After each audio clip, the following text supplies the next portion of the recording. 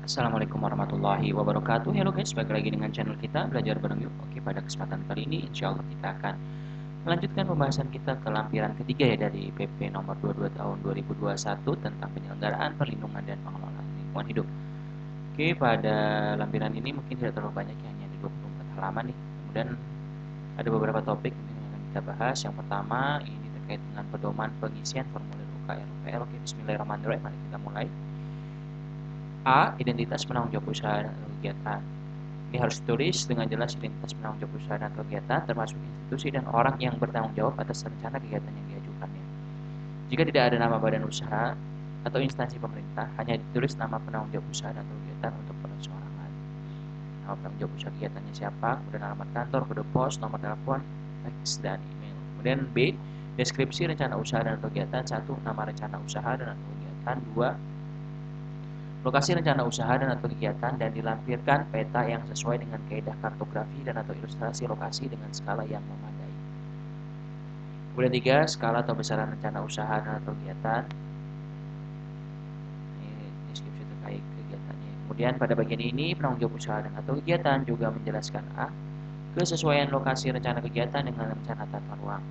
Bagian ini menjelaskan mengenai kesesuaian lokasi rencana usaha dan atau kegiatan dengan rencana tata ruang sesuai dengan ketentuan peraturan perundang-undangan. Informasi kesesuaian lokasi rencana usaha dan atau kegiatan dengan rencana tata ruang seperti tersebut di atas dapat disajikan dalam bentuk peta tumpang susun atau overlay antara peta batas tapak proyek rencana usaha dan atau kegiatan dengan peta RT RW, RTTR, RZW, P3K yang berlaku dan sudah ditetapkan.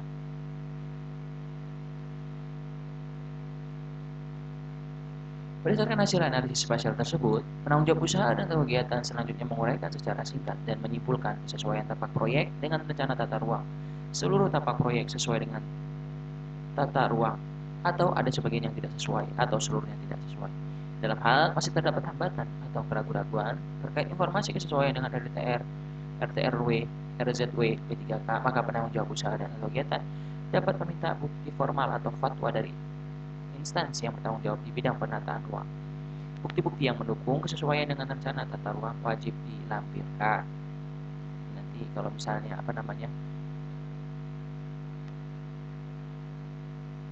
dalam hal terdapat hambatan atau keraguan ya terhadap informasi ini, maka nanti dapat dicek kembali berupa bukti formalnya dan atau fatwa dari instansi yang bertanggung jawab di bidang penataan ruang. Bisa tak dinas tata ruang gitu ya, di tiap provinsi ada. Jika lokasi rencana usaha atau kegiatan tersebut tidak sesuai dengan rencana tata ruang, maka formulir UKR-UPL tidak dapat diproses lebih lanjut. Jadi harus sesuai gitu ya teman-teman ya dengan RT/RW yang ada, RTTR.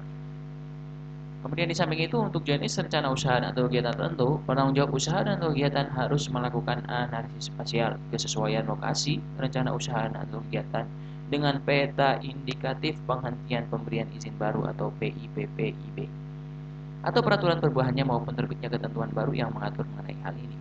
Berdasarkan hasil analisis spasial tersebut, penanggung jawab usaha dan kegiatan dapat menyimpulkan lokasi rencana usaha dan kegiatan tersebut berada di dalam atau di luar kawasan hutan alam primer dan lahan gambut yang tercantum dalam PIPPIB. Jika lokasi rencana usaha dan kegiatan tersebut berada di dalam PIPPIB, kecuali untuk kegiatan tertentu yang dikecualikan seperti yang tercantum dalam Inpres nomor 5 tahun 2009, maka formulir UKLU 2019 ya maaf, maka formulir UKLUPL tidak dapat diproses lebih lanjut. B. Penjelasan mengenai persetujuan teknis terkait rencana usaha dan atau kegiatan dan pemenuhan baku mutu lingkungan hidup, pengelolaan limbah B3 dan analisis dampak lalu lintas yang diterbitkan oleh instansi yang berwenang.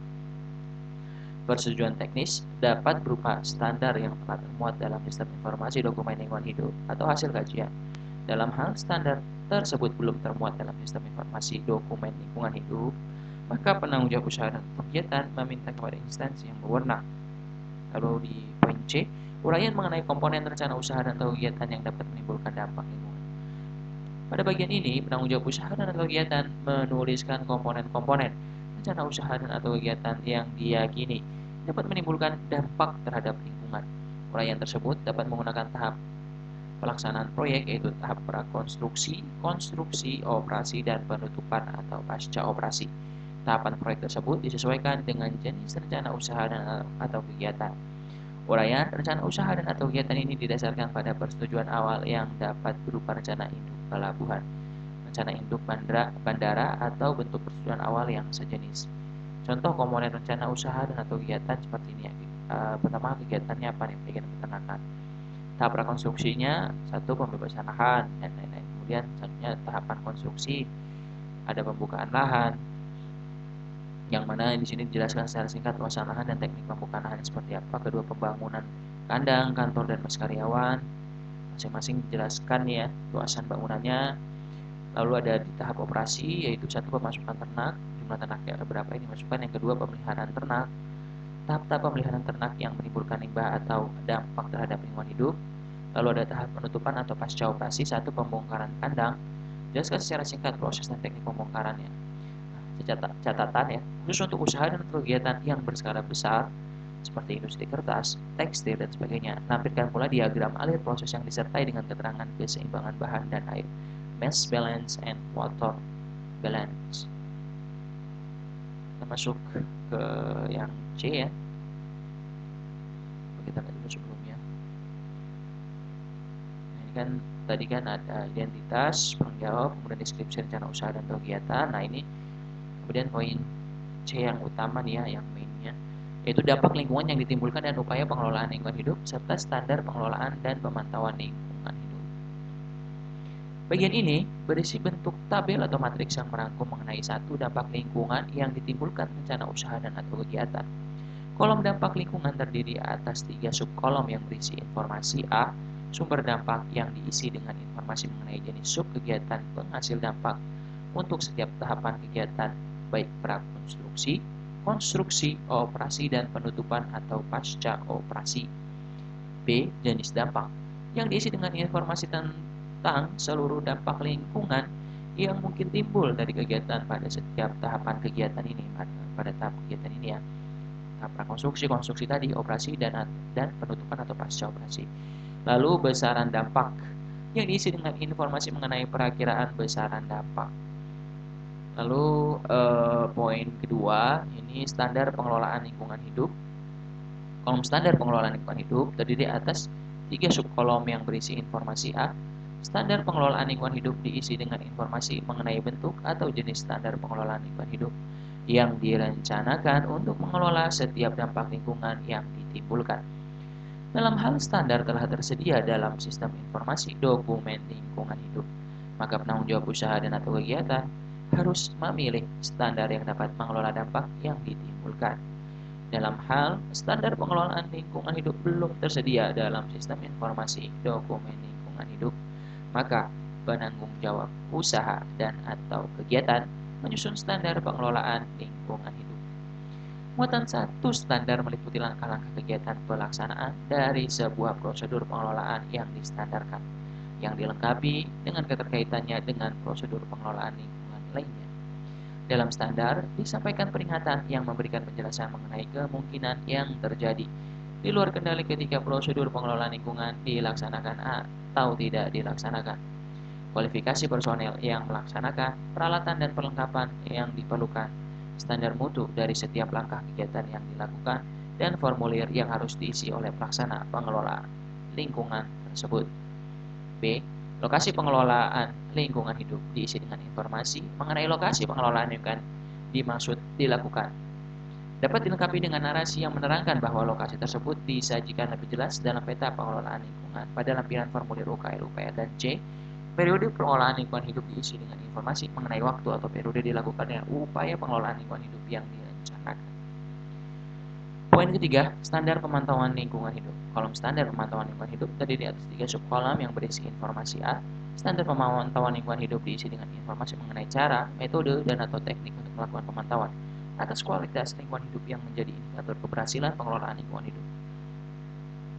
Dapat termasuk di dalamnya metode pengumpulan dan analisis data, kualitas lingkungan hidup, dan lain sebagainya. Dalam hal standar telah tersedia dalam sistem informasi dokumen lingkungan hidup, maka penanggung jawab usaha dan kegiatan harus memilih standar yang dapat memantau dampak yang ditimbulkan. Lalu di poin B, lokasi pemantauan lingkungan hidup diisi dengan informasi mengenai lokasi pemantauan lingkungan hidup dimaksud dilakukannya. Dapat dilengkapi dengan narasi menerangkan bahwa lokasi tersebut disajikan lebih jelas dalam peta pemantauan lingkungan pada lampiran UKL UPL. Dan C, periode pemantauan lingkungan hidup diisi dengan informasi mengenai waktu atau periode dilakukannya upaya pemantauan lingkungan hidup yang direncanakan. 4. Institusi pengelola dan pemantau lingkungan hidup.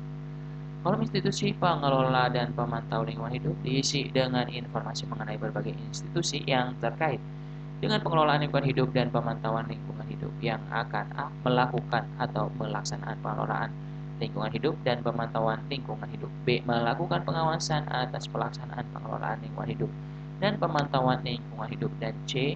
menerima pelaporan secara berkala atas hasil pelaksanaan komitmen pengelolaan lingkungan hidup dan pemantauan lingkungan hidup berdasarkan lingkup tugas instansi yang bersangkutan sesuai dengan ketentuan peraturan perundang-undangan. Dalam bagian ini, penanggung jawab usaha dan kegiatan dapat melengkapi dengan peta, sketsa, atau gambar dengan skala yang memadai terkait dengan program pengelolaan dan pemantauan lingkungan. Peta yang disertakan harus memenuhi kaidah-kaidah kartografi. Lalu bisa dilihat berikut ini adalah contoh matriks UKL UPL yang terdiri dari kolom sumber dampak, kemudian jenis dampaknya, ini besaran dampak, lalu ada kolom lainnya nih, standar pengelolaan lingkungan hidupnya seperti apa, bentuknya, lokasinya, periodenya, ya. Lalu ini ada standar pemantauan lingkungan hidup. Nah, ini juga ada terdiri dari bentuk, lokasi, periode, lalu ada institusi pengelola dan pemantauan lingkungan hidup, lalu ada keterangan. Ini sumber dampak nih, tuliskan sumber dampak terhadap lingkungan ya, dampaknya terhadap lingkungan, sumbernya dari mana, kemudian jenisnya seperti apa, yang apa tadi berdampak ke lingkungan, lalu kemudian besaran dampaknya sebesar apa. Nah, di sini standar pengelolaan lingkungan hidup yang akan diaplikasikan ya saat kegiatan usaha atau kegiatan tadi ya, bentuknya seperti apa, sistem pengelolaannya dituliskan di sini, lokasinya di mana, lalu periodenya berapa lama.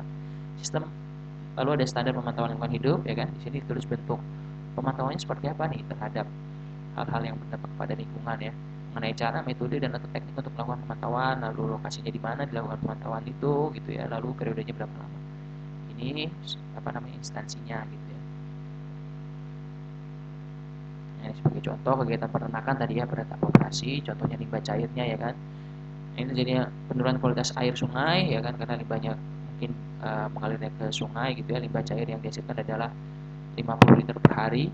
Kemudian limbah cair dikelola dengan cara, ini memasang drainase permanen, pengumpul limbah cair di sekeliling kandang, lalu mengolahnya dalam instalasi biodigester sebelum dibuang ke sungai ya kan.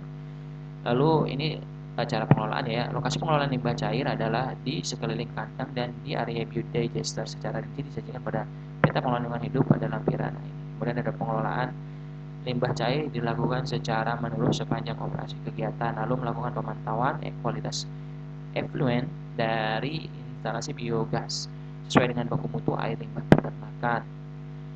Pemantauan kualitas efluen dilakukan pada saluran outlet dari instalasi biogas ya, secara dijadikan pada peta pemantauan lingkungan hidup pada lampiran ini. Pemantauan kualitas efluen dilakukan 3 bulan sekali. Lalu ini yang instansi yang terkait, ini instansi pelaksana yaitu PTX selaku penanggung jawab usaha dan kegiatan, atau instansi pengawas itu DLH Kabupaten X, Dinas Peternakan Kabupaten X. Seperti itu ya contohnya teman-teman semua ya. Lalu ini ada D, surat pernyataan. Bagian ini berisi pernyataan atau komitmen penanggung jawab usaha dan atau kegiatan untuk melaksanakan upaya UPL yang ditantangani di atas kertas bermaterai yaitu ada. Lalu selanjutnya ada daftar pustaka, lalu ada lampiran. Nah, lampiran dari formulir UPL ini antara lainnya nih dapat dilampirkan data dan informasi lain yang dianggap perlu atau relevan ya, antara lainnya 1.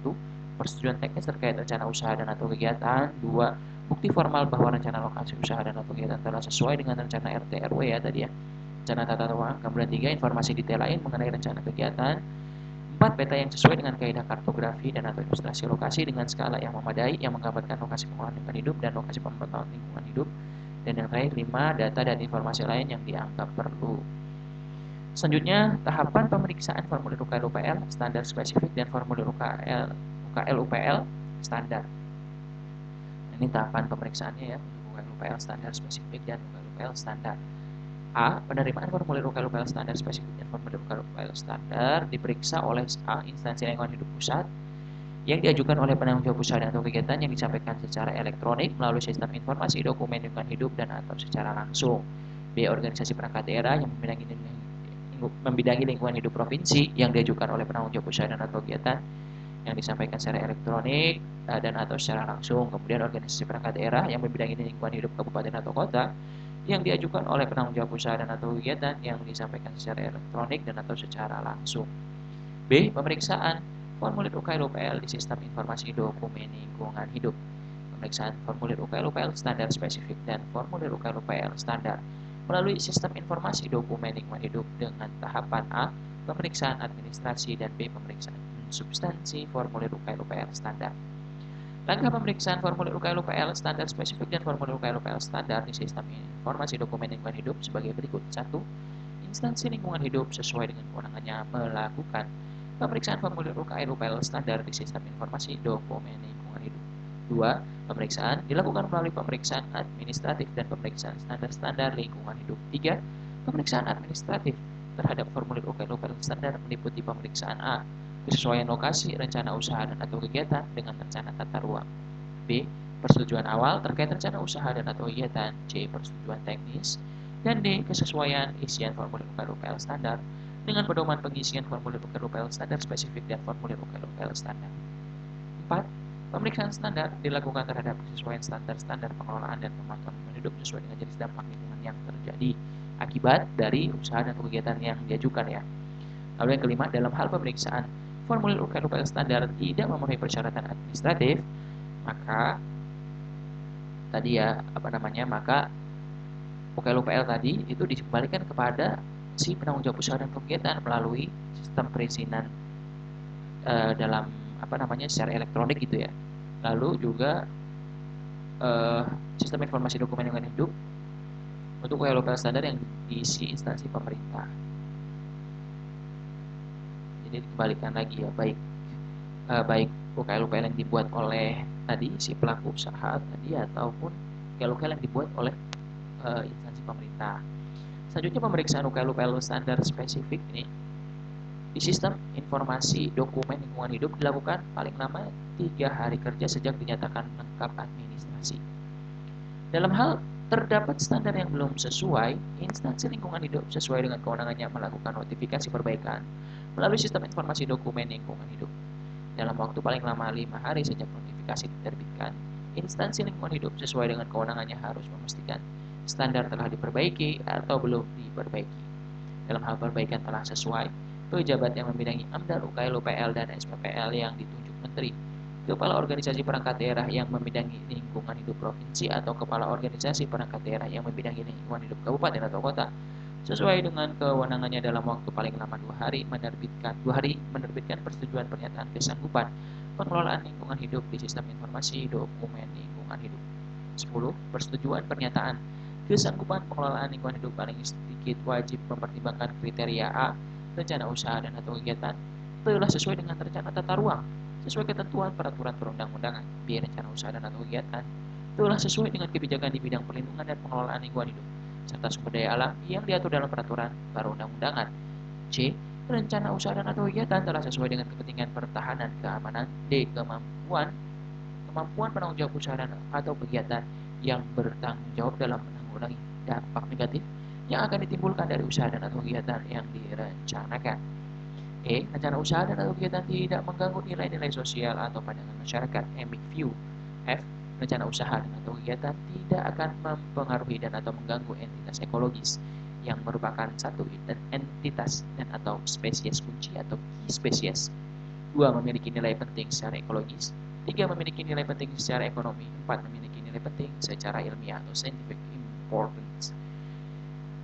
G. Rencana usaha dan atau kegiatan tidak menimbulkan gangguan terhadap usaha dan atau kegiatan yang telah berada di sekitar rencana lokasi usaha dan atau kegiatan. Dan H. Tidak dilampauinya daya dukung dan daya tampung lingkungan hidup dari lokasi rencana usaha dan atau kegiatan dalam hal terhadap perhitungan daya dukung dan daya tampung lingkungan hidup dimaksud. 11. Dalam hal A. Perbaikan formulir UKL-UPL standar spesifik dan formulir UKL-UPL standar yang disampaikan oleh penanggung jawab usaha dan atau kegiatan telah melebihi batas waktu yang ditetapkan. Atau B. Perbaikan tidak sesuai dengan standar yang dipersyaratkan. Permohonan penerbitan persetujuan pernyataan kesanggupan pengelolaan lingkungan hidup ditolak dan dikembalikan ke penanggung jawab usaha dan atau kegiatan melalui sistem informasi dokumen lingkungan hidup. 12. Persetujuan pernyataan kesanggupan pengelolaan lingkungan hidup yang telah diterbitkan disampaikan ke penanggung jawab usaha dan atau kegiatan melalui A. Sistem perizinan berusaha elektronik ya yang diisi oleh pelaku usaha dan B. Sistem informasi dokumen lingkungan hidup yang diisi instansi pemerintah. Lalu yang C, pemeriksaan formulir UKL-UPL secara langsung. Pemeriksaan secara langsung hanya dilakukan dalam hal pemeriksaan formulir UKL-UPL spesifik ya. Berarti yang spesifik ini secara langsung. Dapat dilakukan dikarenakan belum tersedianya standar spesifik di sistem informasi dokumen lingkungan hidup. Langkah-langkah yang dilakukan yaitu 1. Instansi lingkungan hidup sesuai dengan kewenangannya menyiapkan rapat koordinasi pemeriksaan formulir UKL standar guna memeriksa formulir UKL standar melalui tahapan A. Pembuatan undangan dan mengidentifikasi daftar peserta rapat yang akan dilibatkan, kemudian pengiriman undangan beserta formulir UKL standar kepada seluruh peserta, dan C. Melakukan konfirmasi kehadiran kepada seluruh peserta rapat yang diundang. 2. Rapat koordinasi pemeriksaan formulir UKL standar dilakukan paling lama 5 hari kerja terhitung sejak formulir UKL standar diajukan penanggung jawab usaha dan atau kegiatan dan diterima oleh instansi lingkungan hidup yang berwenang telah dinyatakan lengkap administrasi. 3. Pemeriksaan formulir UKL standar dilakukan terhadap kesesuaian standar pengelolaan dan pemantauan lingkungan hidup yang diusulkan sesuai jenis dampak lingkungan yang terjadi di dalam rapat pemeriksaan formulir UKL standar. Dalam hal hasil rapat pemeriksaan formulir UKL standar dinyatakan tidak memerlukan perbaikan, maka pejabat yang membidangi AMDAL, UKL-UPL, dan SPPL yang ditunjuk Menteri, Kepala Organisasi Perangkat Daerah yang membidangi lingkungan hidup provinsi, atau Kepala Organisasi Perangkat Daerah yang membidangi lingkungan hidup kabupaten atau kota, menerbitkan persetujuan pernyataan kesanggupan pengelolaan lingkungan hidup yang dilakukan paling lama 2 hari kerja sejak rapat pemeriksaan formulir UKL-UPL. Poin 5. Dalam hal hasil pemeriksaan formulir UKL standar dinyatakan perlu dilakukan perbaikan terhadap standar pengelolaan dan pemantauan lingkungan hidup, uraian deskripsi kegiatan serta jenis AMDAL lingkungan yang terjadi. Pejabat yang membidangi AMDAL, UKL-UPL, dan SPPL yang ditunjuk Menteri, Kepala Organisasi Perangkat Daerah yang membidangi lingkungan hidup provinsi atau Kepala Organisasi Perangkat Daerah yang membidangi lingkungan hidup kabupaten atau kota, mengembalikan formulir UKL-UPL kepada penanggung jawab usaha dan atau kegiatan untuk diperbaiki. Penanggung jawab usaha dan atau kegiatan wajib menyampaikan hasil perbaikan UKL-UPL standar kepada instansi lingkungan hidup sesuai dengan kewenangannya paling lama 5 hari kerja. 7. Hasil perbaikan wajib disampaikan kembali oleh penanggung jawab usaha dan atau kegiatan kepada Menteri melalui pejabat yang membidangi AMDAL, UKL-UPL atau SPPL untuk usaha dan atau kegiatan yang diperiksa oleh Menteri. Lalu B. Gubernur melalui Kepala Organisasi Perangkat Daerah yang membidangi lingkungan hidup provinsi untuk usaha dan atau kegiatan yang diperiksa oleh Gubernur, dan atau C. Bupati Wali Kota melalui Kepala Organisasi Perangkat Daerah yang membidangi lingkungan hidup kabupaten atau kota untuk usaha dan atau kegiatan yang diperiksa oleh Bupati atau Wali Kota. Persetujuan PKPLH paling sedikit mempertimbangkan kriteria A. Rencana usaha dan atau kegiatan telah sesuai dengan rencana tata ruang sesuai ketentuan peraturan perundang-undangan. B. Rencana usaha dan atau kegiatan telah sesuai dengan kebijakan di bidang perlindungan dan pengelolaan lingkungan hidup serta sumber daya alam yang diatur dalam peraturan perundang-undangan. C. Rencana usaha dan atau kegiatan telah sesuai dengan kepentingan pertahanan keamanan. D. Kemampuan penanggung jawab usaha dan atau kegiatan yang bertanggung jawab dalam menanggulangi dampak negatif yang akan ditimbulkan dari usaha dan atau kegiatan yang direncanakan. E. Rencana usaha dan atau kegiatan tidak mengganggu nilai-nilai sosial atau pandangan masyarakat atau emic view. F. Rencana usaha dan atau kegiatan tidak akan mempengaruhi dan atau mengganggu entitas ekologis yang merupakan 1. Entitas dan atau spesies kunci. 2. Memiliki nilai penting secara ekologis. 3. Memiliki nilai penting secara ekonomi. 4. Memiliki nilai penting secara ilmiah. G. Rencana usaha dan atau kegiatan tidak menimbulkan gangguan terhadap usaha dan atau kegiatan yang telah berada di sekitar rencana lokasi usaha dan atau kegiatan, dan H. Tidak dilampauinya daya dukung dan daya tampung lingkungan hidup dari lokasi rencana usaha dan atau kegiatan. Dalam hal terdapat perhitungan daya dukung dan daya tampung lingkungan hidup dimaksud. Dalam hal pengecekan telah dilakukan dan telah dipastikan benar dan sesuai sebagaimana dimaksud pada angka 8. Pejabat yang membidangi AMDAL, UKL-UPL, dan SPPL yang ditunjuk Menteri. Kemudian ini ya, dan seterusnya kepala organisasi yang membidangi lingkungan hidup baik pada tingkat provinsi maupun kabupaten kota yang ditunjuk ya oleh gubernur ya ataupun bupati wali kota tadi yang membidangi lingkungan hidup ya. Menerbitkan persetujuan pernyataan kesanggupan pengelolaan lingkungan hidup kepada penanggung jawab usaha dan atau kegiatan yang dilakukan paling lama 2 hari kerja sejak perbaikan UKL diterima. Nah, jadi bila mana sudah memenuhi semuanya nih, maka tadi itu ya pejabat atau kepala yang membidangi lingkungan hidup tadi menerbitkan persetujuan pernyataan kesanggupan pengelolaan lingkungan hidup yang diajukan kepada si penanggung jawab usaha dan kegiatannya. Paling lamanya 2 hari kerja sejak UKL diterima ya. Tapi setelah diperbaiki UKL-nya, nah itu menerbitkan persetujuan ini untuk ditandatangani oleh penanggung jawab usaha dan kegiatan tadi. 10. Persetujuan pernyataan kesanggupan pengelolaan lingkungan hidup disampaikan melalui A. Sistem perizinan berusaha elektronik untuk UKL standar yang diisi pelaku usaha. B. Sistem informasi dokumen lingkungan hidup untuk UKL standar yang diisi oleh instansi pemerintah. Lalu selanjutnya ada panduan pemeriksaan formulir UKL standar. Ya, berdasarkan pemeriksaan substansi formulir UKL standar spesifik dan formulir UKL standar, pejabat yang membidangi AMDAL, UKL dan SPPL yang ditunjuk oleh Menteri, Kepala Organisasi Perangkat Daerah yang membidangi lingkungan hidup provinsi, Kepala Organisasi Perangkat Daerah yang membidangi lingkungan hidup kabupaten atau kota, membuat rangkuman hasil pemeriksaan substansi formulir UKL standar spesifik dan formulir UKL standar dengan menggunakan format sebagaimana tercantum di bawah ini. Nah, ini formatnya seperti ini. Satu nomor, kemudian kolom selanjutnya kriteria pemeriksaan, hasil pemeriksaannya bagaimana, lalu ada keterangan.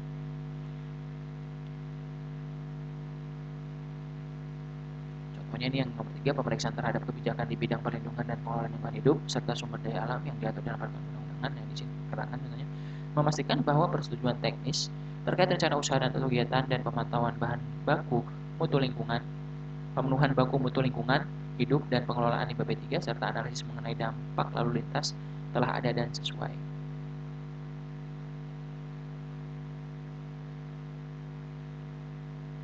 Jadi tiap masing-masing kriteria ini harus terpenuhi semuanya nih ya, teman-teman ya. Maksudnya terpenuhi di sini ya harus ada semua kriteria ini, kemudian hasil pemeriksaannya bagaimana terhadap hal-hal ini, kriteria ini ya. Nah, ini untuk panduan pemeriksaan formulir UKL standar.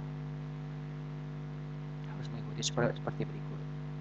Teman-teman yang bekerja di bidang lingkungan hidup nih, teman-teman harus mengikuti aturan yang ini ya. Bila mana pada saat menonton ini belum ada peraturan yang terbaru. Nah, ini menggunakan format ini untuk penilaiannya. Kemudian ini ada format surat pernyataan kesanggupan pengelolaan dan pemantauan lingkungan hidup ini SPPL ini. Seperti berikut contohnya teman-teman semua. Oke. Itu dia video kita untuk pembahasan lampiran 3 dari PP nomor 22 tahun 2021. Semoga bisa bermanfaat untuk kita semua ya. Amin ya robbal alamin. Semoga sukses dan sehat selalu untuk kita semua. Amin ya robbal alamin. Thank you for watching. Wassalamualaikum warahmatullahi wabarakatuh.